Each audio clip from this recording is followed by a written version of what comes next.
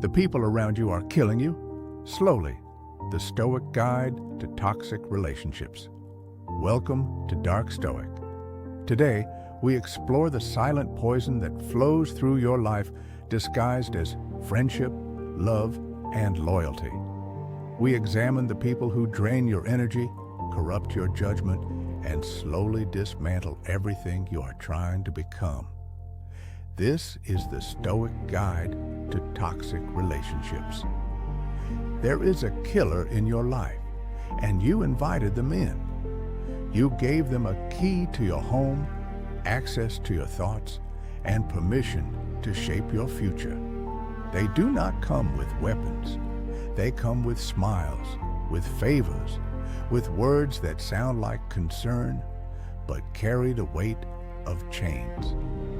The ancient Stoics understood something that modern society desperately wants you to forget. Not everyone who enters your life deserves to stay there. Not every relationship nourishes. Some relationships are a slow execution, carried out over years, one small cut at a time, until you wake up one day and realize you no longer recognize the person staring back at you in the mirror. Seneca wrote with devastating clarity, "Associate with people who are likely to improve you. Welcome those whom you are capable of improving. The process is mutual, for men learn as they teach." But what happens when you surround yourself with those who have no interest in improvement?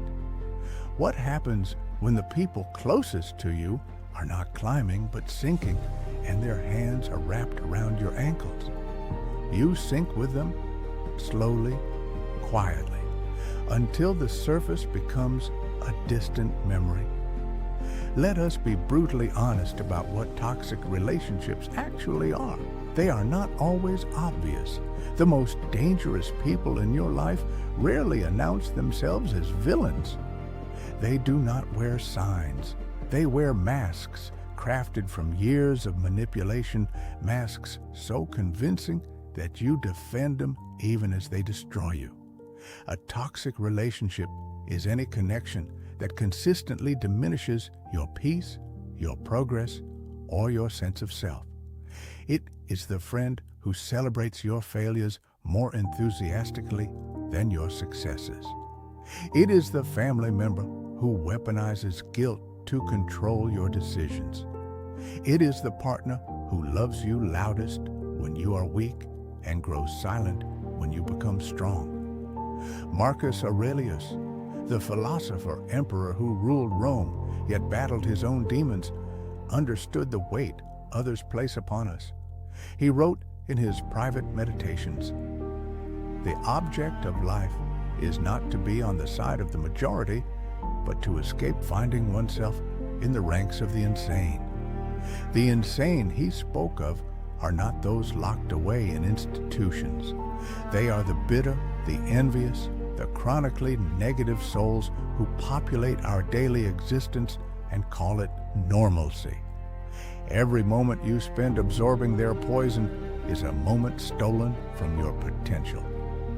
Every compromise you make to keep their peace is a piece of yourself you will never recover.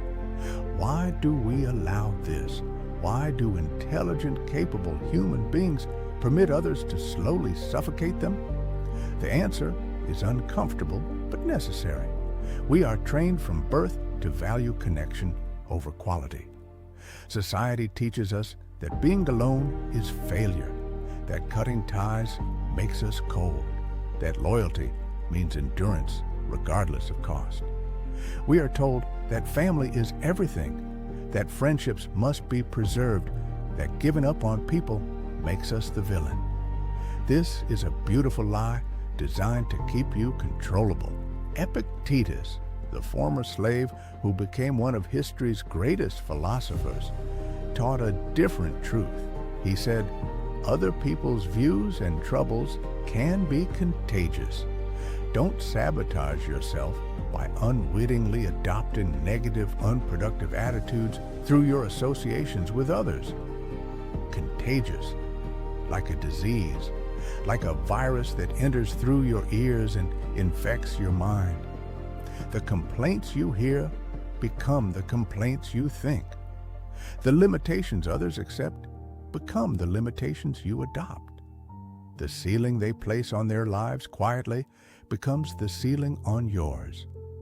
You did not choose this infection, but every day you remain exposed, you choose to keep it. The Stoics were not cold. This is perhaps the greatest misconception about their philosophy. They loved deeply, served humanity with passion, and valued genuine connection as one of life's highest goods.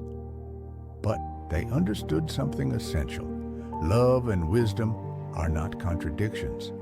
You can care for someone and still recognize they are poison. You can wish someone well from a distance that protects your peace. Seneca gave advice to his friend Lucilius that echoes through centuries. Ponder for a long time whether you shall admit a given person to your friendship. But when you have decided to admit him, welcome him with all your heart and soul. Speak as boldly with him as with yourself. Notice what he demands: long consideration before admission. Not everyone who wants access deserves it.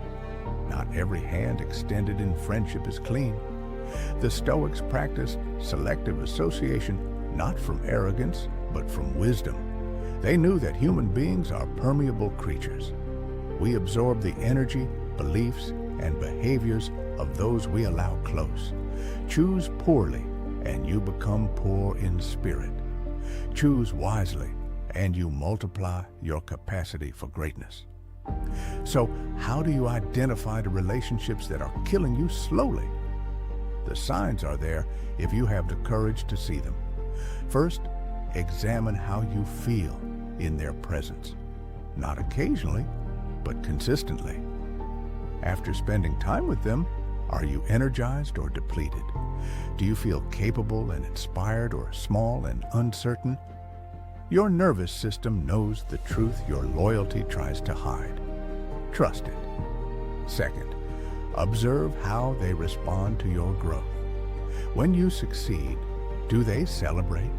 Or do they immediately remind you of your past failures? Would you set boundaries? Do they respect them? Or do they test and violate them? When you change for the better, do they encourage the new you? Or do they demand the return of the old one they could more easily control? Third, measure the balance. All relationships have seasons of giving and taking, but toxic relationships have permanent imbalance. You are always the one understanding, forgiving, sacrificing, waiting. They are always the one demanding, receiving, forgetting, moving on until they need something again. Marcus Aurelius reminded himself how much time he gains who does not look to see what his neighbor says or does or thinks, but only at what he himself is doing to make it just and holy. You cannot afford to lose your life monitoring, managing, and mourning relationships that offer nothing but weight. Now comes the hardest truth of all. Identifying toxic relationships means nothing if you lack the courage to act. And action, in this context, often means removal. The Stoics practiced what they called voluntary discomfort, because they knew that temporary pain in service of long-term flourishing is not suffering, but investment. Removing someone from your life, especially someone you have known for years, especially family, especially a partner, will hurt. It will feel like betrayal, like cruelty, like loss. But consider the alternative. Consider another year, another 5 years, another decade of slow erosion. Consider who you will become if you continue to allow their influence.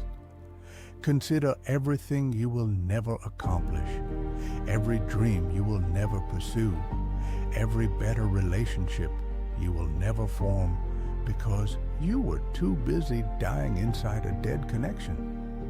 Epictetus taught, "It is not things that disturb us, but our judgments about things. The judgment that you owe everyone your presence is false. The judgment that leaving makes you cruel is manipulation you have internalized. The judgment that blood or history obligates you to suffering is a chain you can break the moment you decide to. For some relationships, removal is not necessary.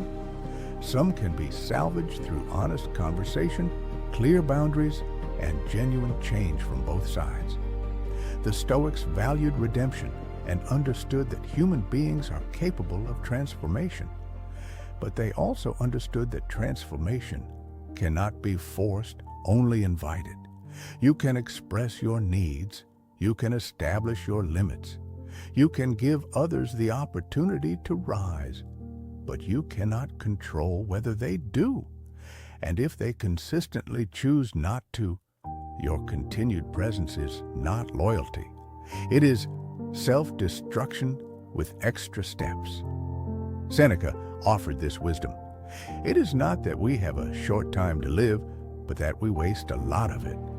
Life is long enough, and a sufficiently generous amount has been given to us for the highest achievements if it were all well invested. Every hour you spend in relationships that diminish you is an hour you will never recover. Time is the one resource no philosophy, no wealth, no power can restore. And you are spending it on people who would not spend theirs on you. The Stoic path is not isolation. It is curation.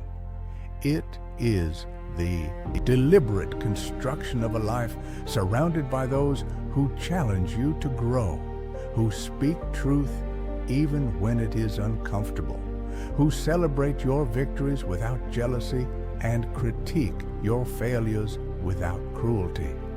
These people exist. They are looking for you, just as you should be looking for them. But you will never find them if your life is already filled with those who consume the space meant for greatness. Marcus Aurelius wrote, "Waste no more time arguing about what a good man should be. Be one." The same applies to relationships. Waste no more time questioning whether you deserve better treatment, whether you have the right to protect your peace, whether removing toxic people makes you cold. Act, decide, protect the one life you have from those who would waste it.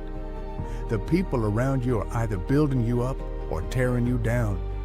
There is no neutral, there is no harmless. Every relationship is a force, positive or negative, shaping who you are becoming with every interaction. Choose wisely, choose ruthlessly, choose yourself. That's all for today. Stay dark, stay stoic. See you in the next one.